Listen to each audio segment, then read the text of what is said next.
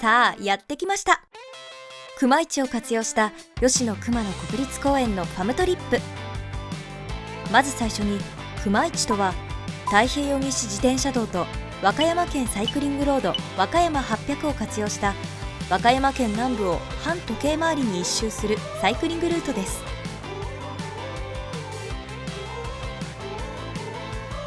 旅のナビゲーターは小野ちゃんこと小野明子さん。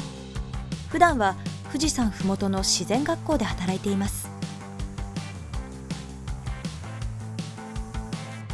熊市のルートは大部分が吉野熊野国立公園に指定されています。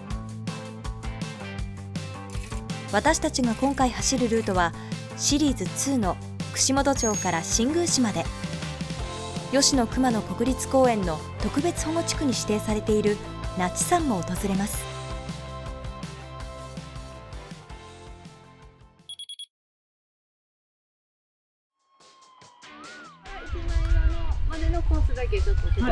そしたらこれから一枚岩と言って、お昼ランチにそこでします。そこまでの間本日のお宿ボタン荘からサイクリングの旅がスタートです。それではサイクリングガイドの榎本さん、よろしくお願いいたします。よし、じゃあ出発しま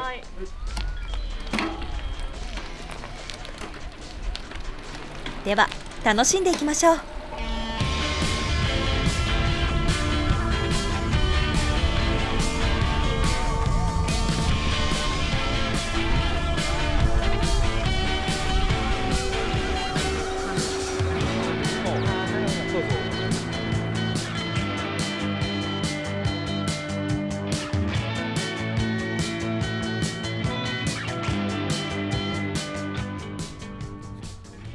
まずみんなが向かった先は古座川町にある道の駅一枚岩キャンプ&フードモノリス。お昼ご飯はイノシシ肉のパテを利用したモノリスバーガー。厚切り玉ねぎのフライはサックサクでイノシシの味をしっかり生かしたボリューミーなハンバーガーです。みんな美味しそうに食べていますね。さて昼食を終えた後は次なる目的地へ。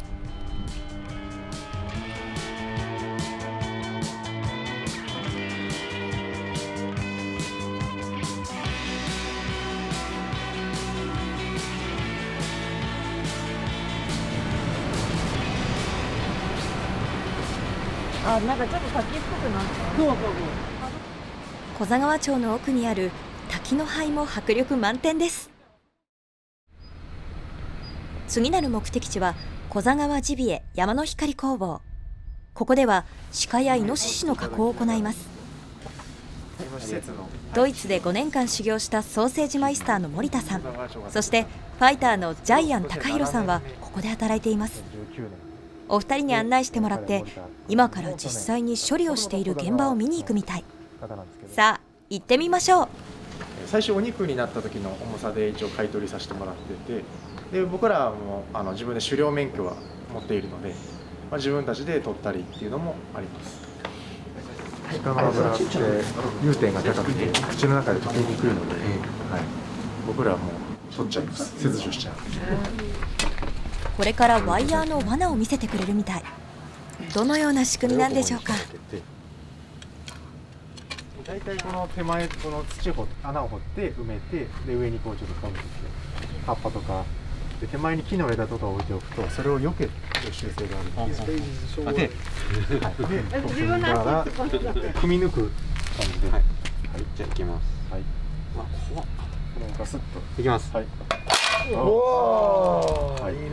なのでこれで逃げられないと、山で見かけたら近づかないようにして。やっぱりそういう美容とか健康とか、体作り意識される方にはぜひ食べてほしい食材っていう部分で、プロモーションもしています。次はソーセージ作り。みんなにとって初めての体験みたい。では作り方を説明していきます。まず最初に鹿肉のミンチをフードプロセッサーに入れて塩や氷を混ぜながらペースト状にしていきます。次にペースト状にした鹿肉を固形の鹿肉と豚の脂が入ったボウルに混ぜていきます。ここで香辛料も追加。そして充填器に混ぜた鹿肉を入れます。その次に充填器の先に羊の腸をかぶせていきます。こんな感じで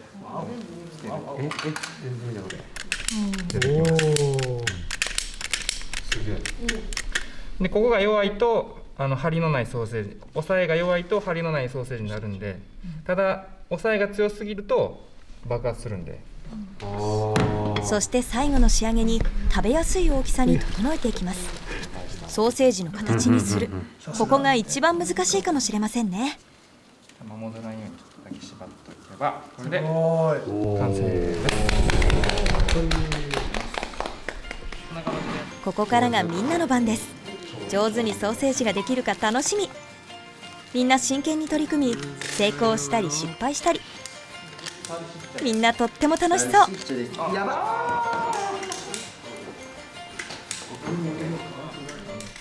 さすが小野ちゃん、上手にできていますね。完成ですね。完成した後はみんなでご飯。出来上がったソーセージも一緒に食べます。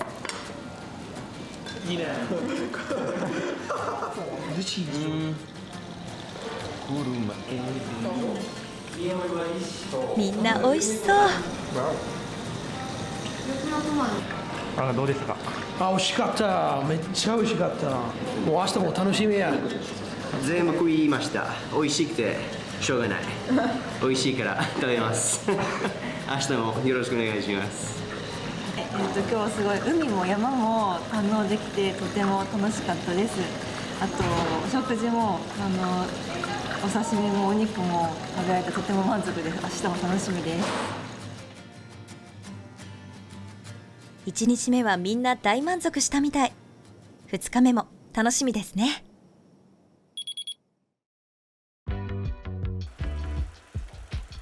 2日目もサイクリングから始まります。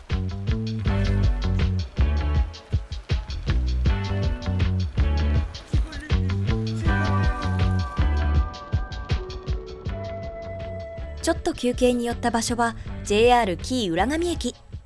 ここ南紀にはたくさんある無人駅。イタリア出身のマルコさんにとってとても興味深いようです。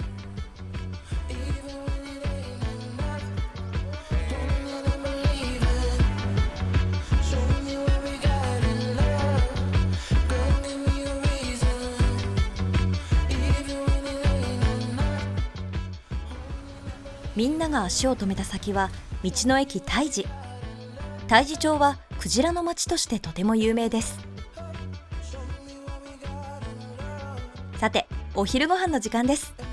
こちらはクジラのお肉を使用したクジラカツカレー。ご飯はクジラの形をしていてとっても可愛いです。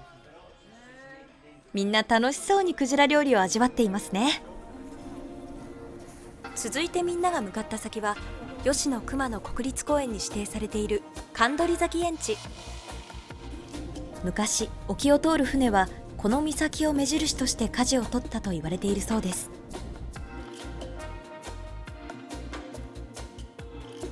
昔ここで山見台に登る前には大海原に昇る太陽を拝み、大漁と安全を祈っていたそう。命を懸けて漁をしていたんですね。そして次なる目的地はクジラ博物館。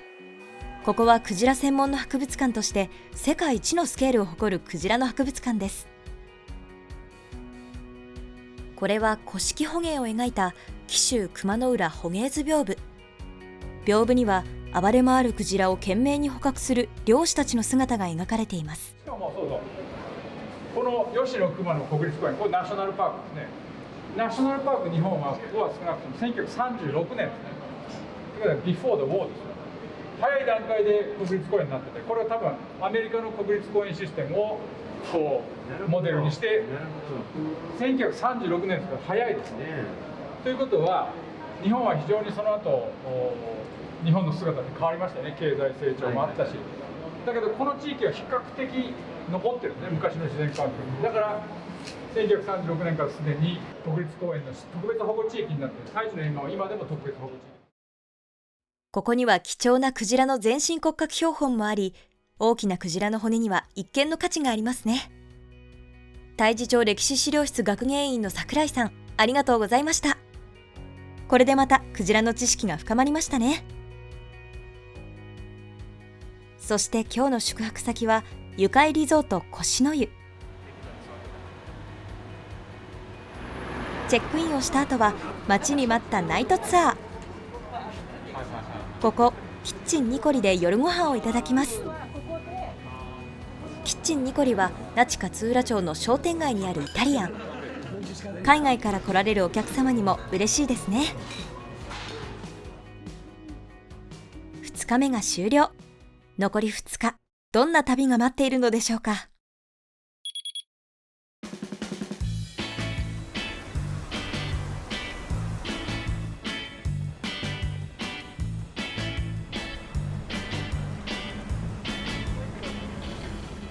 3日目がスタート。吉野熊野国立公園特別保護地区の夏山に向かっていきます。今回は特別に静岡県にあるホールアース自然学校のふつきさんに自然ガイドをしていただきました。で熊野も今日行くところも、神社とお寺とその両方が、あるところで、ここを歩いていくことでそのよみがえり、そういった道として、昔からいろんな人が、歩いた、そう言われているところですね。なので今日はちょっと神聖な気分も、感じながら行きたいと思います。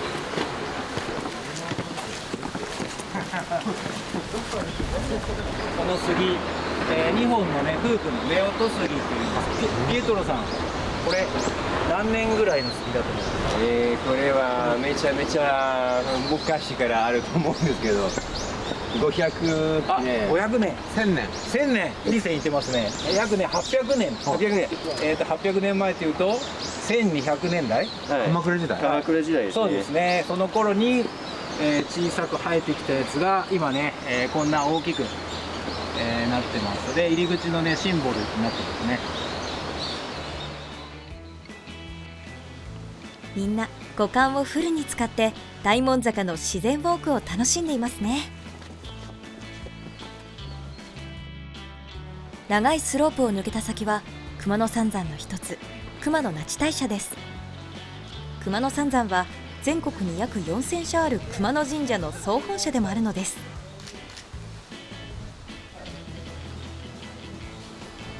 熊野那智大社の隣にあるのが古くから西国一番札所として名高い清岸渡寺。今も多くの信者や参詣者が全国から訪れています。そして今回ここのご住職に熊野についてのお話をお聞きしました。いろんな宗教がね重なりミックス複合してね形成されているのが熊野の信仰であるわけでございます。行政の方では環境省という方々のそういう大自然を守るというね、そういう大自然あってのこういう信仰であるわけですから、自然がなければ、皆さんとこのお目にかかることもなかったでしょうが、こういう素晴らしいね景勝の地をお出ましいただいて、それでも熊野のそういう雰囲気良さね、また触れていただければよろしいかと思いますので、ぜひぜひまた世界各国からこの熊野にお出まし、来ていただかんことを願っておるわけでございます。ご住職の貴重なお話を聞いた後は特別保護地区である那智の滝に向かいました。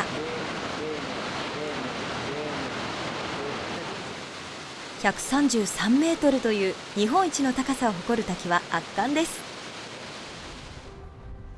滝を見た後、お昼ご飯に向かった先はここカフェ鼓動。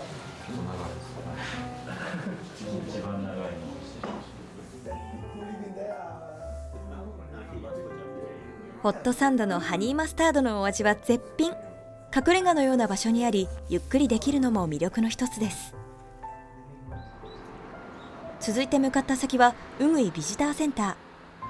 那智勝浦町の自然や人々の生活について学びます。魚は大き西の方へ行くので、その習性を利用して定置網に誘導します。でだんだんと、網の目も小さくなってくるので、小さい魚は握られます。でだんだんこちらの方ですね、最終的に追い込まれてギュギュッと魚を取ります。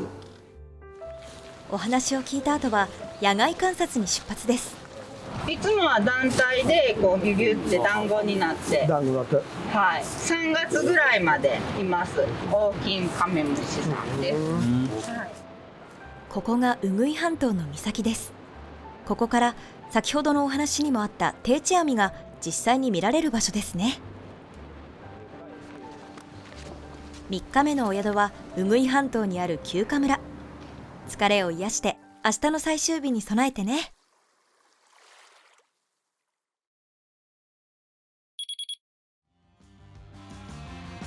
さて4日目の最終日がスタート。ここホテル休暇村から高野坂折口までの約6キロを走ります。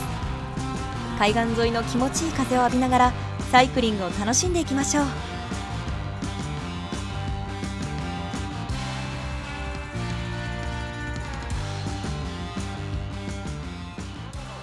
ここ高野坂庭先口から熊野古道を歩いていきます。